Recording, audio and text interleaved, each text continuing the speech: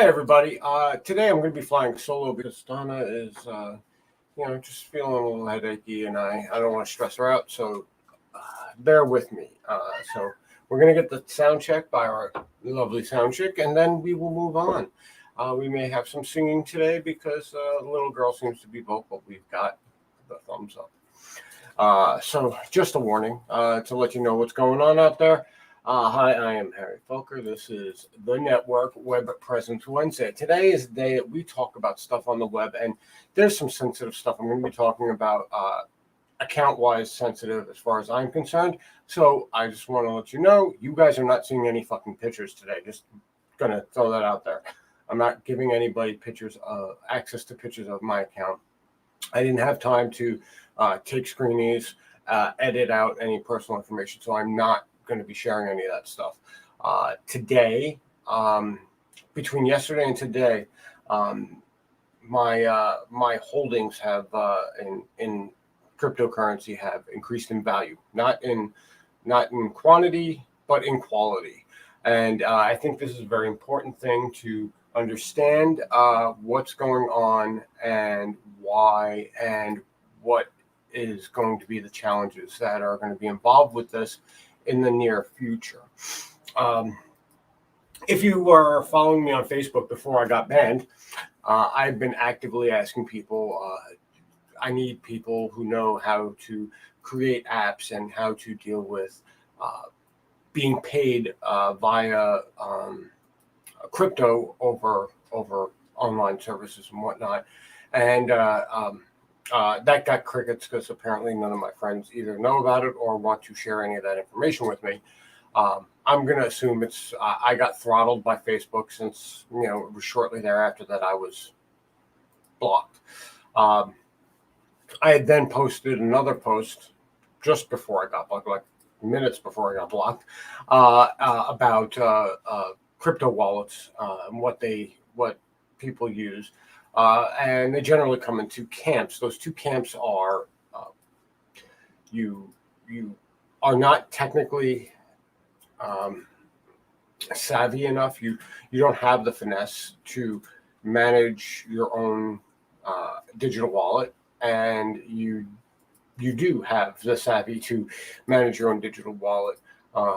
There are people who believe that if you don't have your own wallet and you don't have your coins in your wallet, then they're not yours and you can lose access to them at any point in time. While this is true, it's not something that usually happens.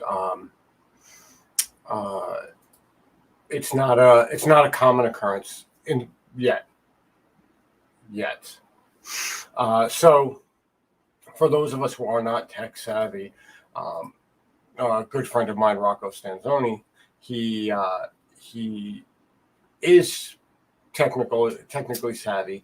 So he had said, listen, if you're just not, it's a lot of work and you can lose everything if you screw up. If you don't understand how to operate a wallet, and you mess up, you're going to lose your digital currency, and your digital currency could be worth thousands, worth millions. So with that being said, there are exchanges that offer wallet services. Now, let me be clear. I did use one of these back when Mt. Gox failed and lost what would be worth now in the billions of dollars of Bitcoin. I want to make sure that everyone's fully aware that I had a very bad experience with an exchange, and things have changed since then. So to be completely fair to the current exchange wallets, a lot has changed since then, and the level of security has improved greatly. My Bitcoins are still sitting in a wallet, floating in the ether, that is going untouched because anyone who touches it is probably automatically going into some sort of prison that is at the bottom of a hole. frustrating, yes. And the value that which the settlement offer that they still haven't gotten back to me about was paltry by comparison to how much that would be worth today. So moving forward, currently, and this is very particular to those of our network members that run their own businesses. There are options out there to get paid in cryptocurrency, whether it's in altcoins, Ethereum, Ethereum altcoins, Ethereum itself, or Bitcoin. The Bitcoin is the gold standard, as it were, the oldest of the cryptocurrencies, and the gold standard, as it were. Like I still hold Bitcoin, and I do use an exchange wallet because I am not technically savvy. The last non-exchange wallet I had was from the beta run of the Bitcoin server in and of itself, and I do not have the computer power to resurrect that wallet from the infinity because in order for it to update it takes like 3 days on a really good computer because of how much information had passed through that wallet for verification purposes. When we first started, each node was not a server, it was desktop computer or laptop, because it was very small information. And since it's become a monster, it takes up a lot of space, and it's not something I can generally do on a desktop, so I'm not even worrying about it. There was nothing in the wallet anyway.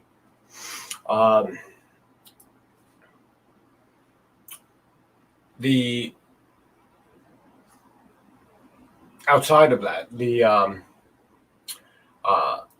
altcoins are interesting because they are in various denominations value-wise compared to the US dollar, anything from fractions of a penny to a couple $100. So, or a couple $1,000.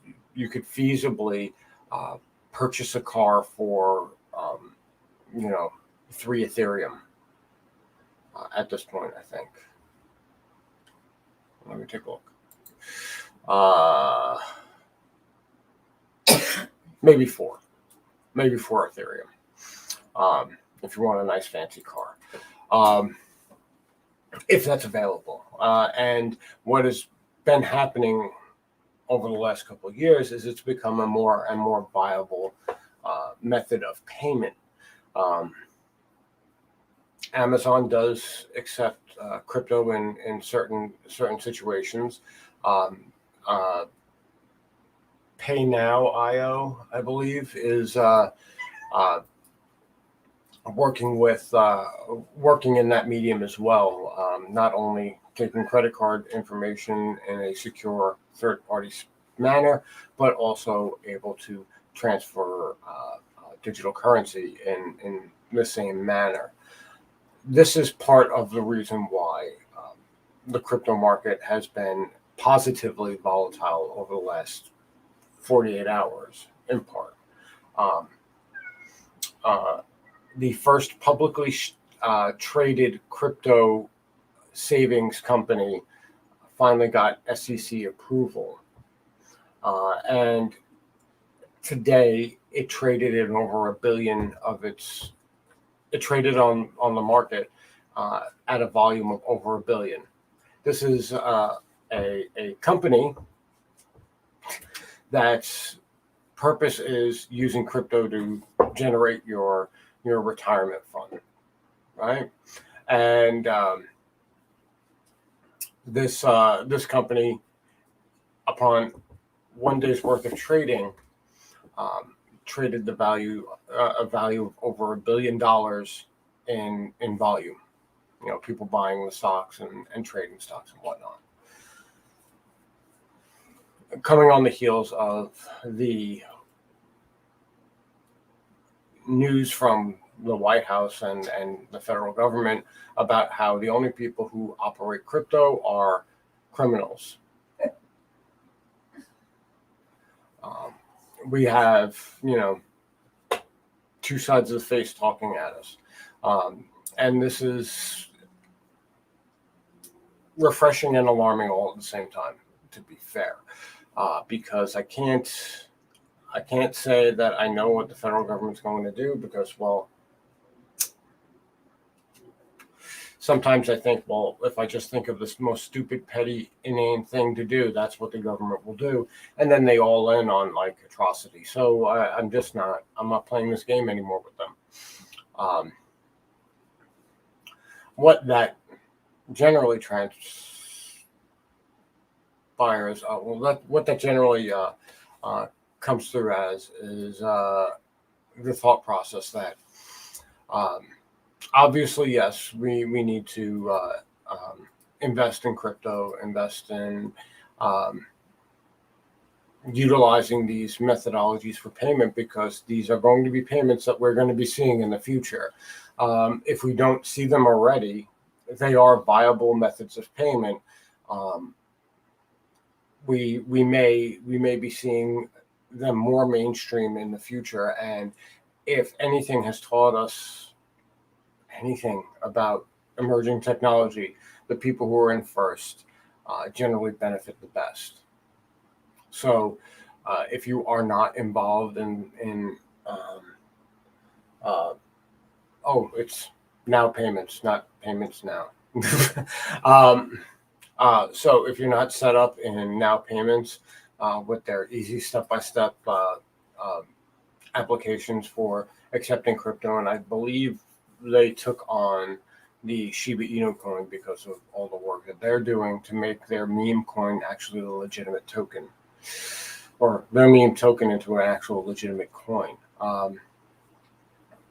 That's not really reflected in its price right now, but with all the work that's being done, specifically now payments, getting approved on multiple exchanges, and the fact that they are burning off tokens, the signs are there that they're trying to clean up their joke act, and it may be in your best interest to start taking those now as payment, and then when it gets to a Dogecoin's level of 25 cents, you've just managed to make 4-digit profit off of your sale, because if you're trading it back to dollars to reinvest in your business, and the businesses you deal with don't deal with cryptocurrencies, well, you have to have the shared medium exchange. But how cool would that be? You go and make a sale for $10, and then you just hold on to the crypto, and then 6 months, a year down the road, it peaks out, and your $10 sale is now worth $1,000 of cash. And these are the things that happen in volatile markets, and again, I think we're a long way off from like a stable crypto market, especially considering what's going on with the US dollar. So that's like the long story short of what I'm seeing as far as like future of online businesses. The good part. Now the bad part. Way back when Bitcoin first got started, there are people who are friends of mine who've met, known, and or at least know of Ross Ulbricht, the Dread Pirate Roberts from the dark web. Back then, most of what you could do with digital currency was illicit business. To be completely fair, if you wanted to, I don't know, buy drugs on the internet, that's how you did it. And there was whole businesses set up specifically for this type of stuff, and other things that were inherently illicit because the funds were untraceable, and it was impossible to actively say this person traded this money for this product, because those types of records are impossible to decrypt. Well, since Ross went to prison, the grandstanding that crypto is the currency of thieves and murderers and the like had pretty much died down. There was also the little hiccup there where there was a big giant correction. Lots of people lost some money, and everyone got generally cranky with Bitcoin, and all of the Keynesian economists were like, see, this is bad fiat because it's not backed by the tax dollars of the children of the future and murdering brown people on the other side of the planet.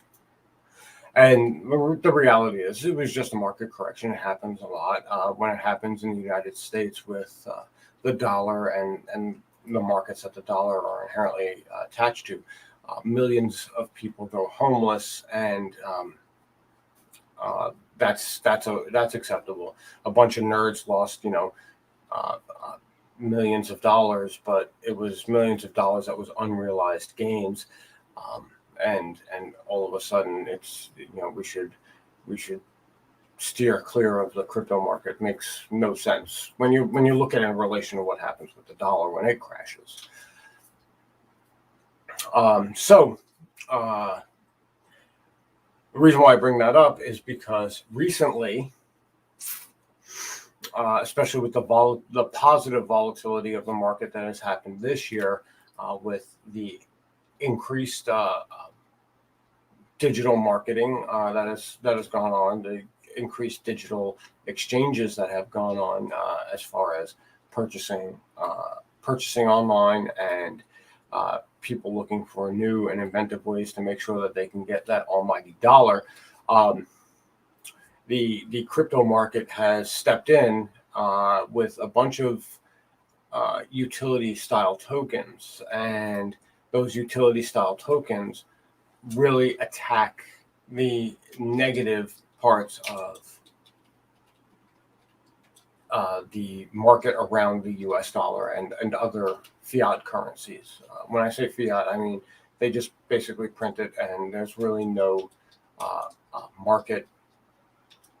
There's no marketable asset that the currency is tied to. Now, there is no marketable asset that digital currencies are tied to, but they have caps. Generally, the better coins have a limited amount of coins you can get total. Like if you had every Bitcoin that will ever be created and is created now, you'd have 21 million Bitcoins, period. That number will never go up. And because it's increasingly fungible means divisible. No matter what value you put one Bitcoin at, it could be $1 trillion. You would still be able to do a $1 transaction with Bitcoin because it divides out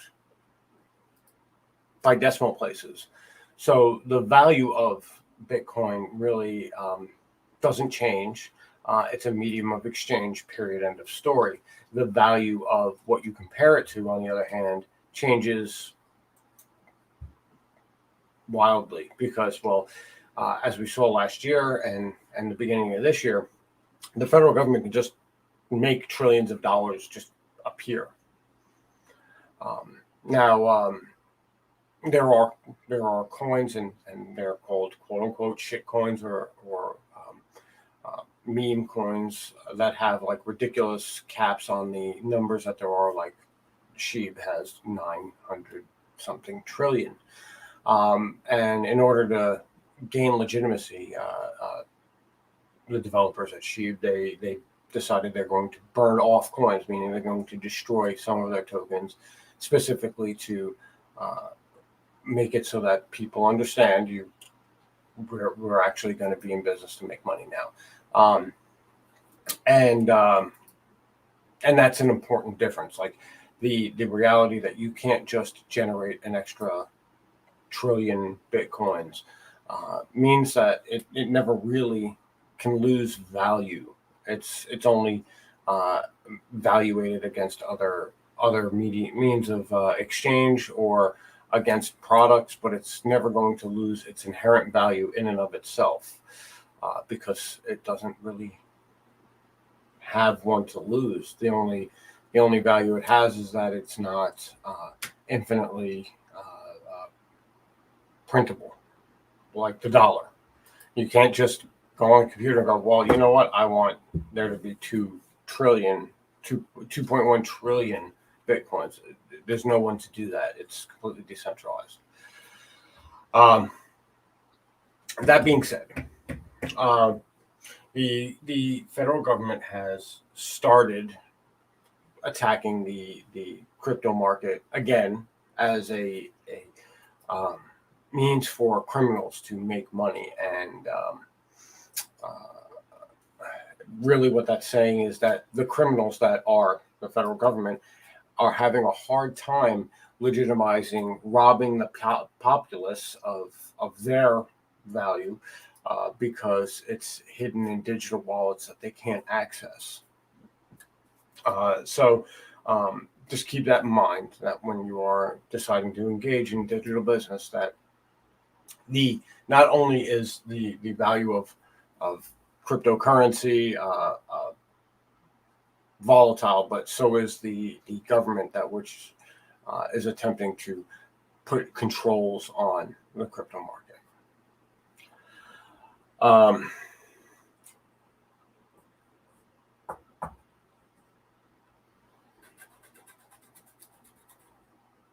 So to recap,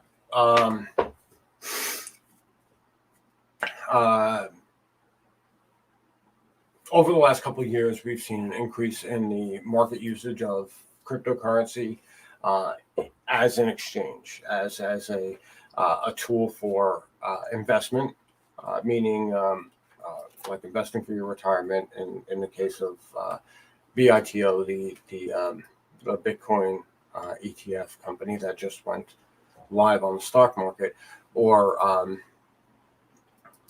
as we saw at the beginning of the year with all of that stock market mess, the rise and fall of Dogecoin, and people who get involved earlier will be better off than people who don't get involved until they have to. At this point, you are already late to the game. The game has started, but you can still get in and play. And that's this is like an important designation. You are literally sitting at the point of no return if you are not involved in crypto at this point, at least in a moderate sense. It's and again, I'm not a financial advisor, so I'm not going to tell you that this is what you need to do in order to have a future. I'm saying that the way the things look,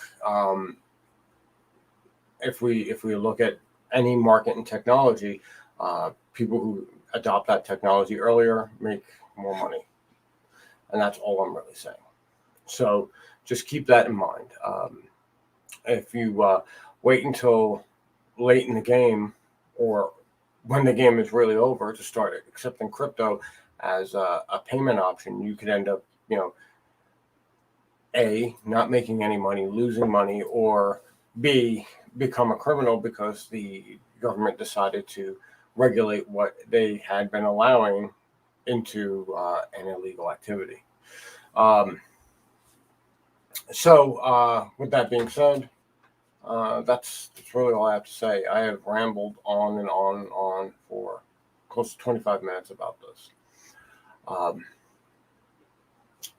So this isn't really directly about the web, but it is sort of. If you do have an online store and you are open to accepting cryptocurrencies as payment, I would absolutely look into now payments and other payment facilities or payment apps to see if they can cover you under that umbrella, because the future starts somewhere, right? Okay.